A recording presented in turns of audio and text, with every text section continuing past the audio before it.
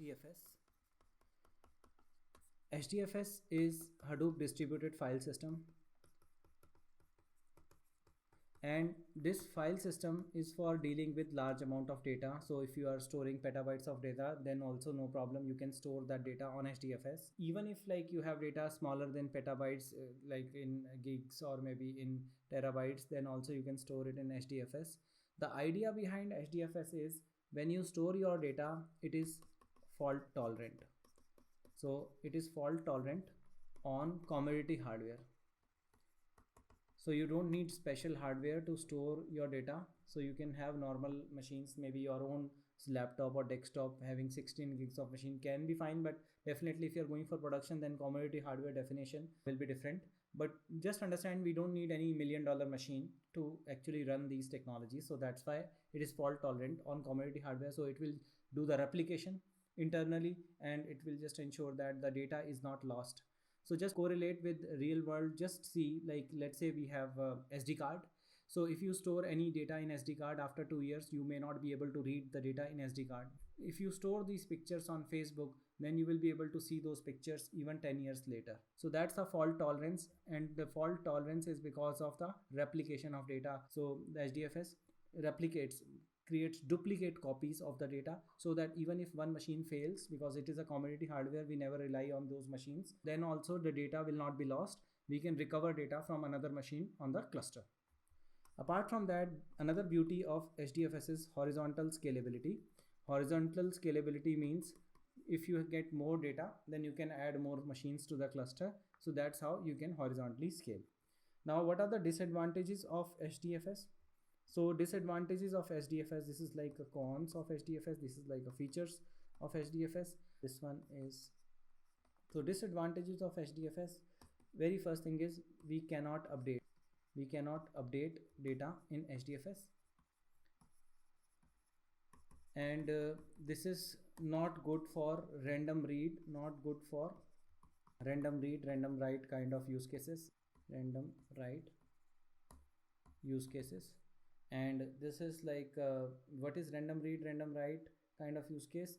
For example, we want to read data randomly, like in databases we have this feature, like you want to retrieve a particular record, you want to write a particular record randomly in the database. So that's the concept of random read random write. So since it's a distributed file system, it's not a database, so that's why it's not like HBase. HBase provides this functionality which is not there in HDFS, random read random write, because HBase is Hadoop database. So Hadoop database means it is having this capability of random read random write. So H is coming from here, base is coming from here, and Hadoop is like HDFS. So HBase works over HDFS. Oracle database also works on a file system, so you can assume Oracle works on Linux. So similarly HBase works on HDFS, but there are huge differences between these two technologies, Oracle versus HBase. But important point is the HDFS file system does not support random read random write. And now there are so many architectures of HDFS, but we are not going there because our intention is to compare various technologies. So before we start building some pipelines, you should be familiar with some kind of commands. So you should be comfortable with HDFS commands, and we will be using these commands throughout. So I would highly recommend you should know HDFS. So this is how we write HDFS DFS minus ls slash. This command is list status of the root directory. So you are saying root directory, I want to list status. If you are not familiar with Linux basics, so I would highly recommend, please go through Linux basics tutorial before you jump into big data technologies, because knowing this thing is very important. Otherwise there will be a lot of gaps in understanding the things that we are discussing. So then we have HDFS DFS minus cat, and you can give the file name. So this is file name, file path in HDFS. This is HDFS file path, and this cat means concatenate command, printing the content of the command. And similarly we have other commands like HDFS DFS minus mkdir, and then we have directory like data directory or something like that.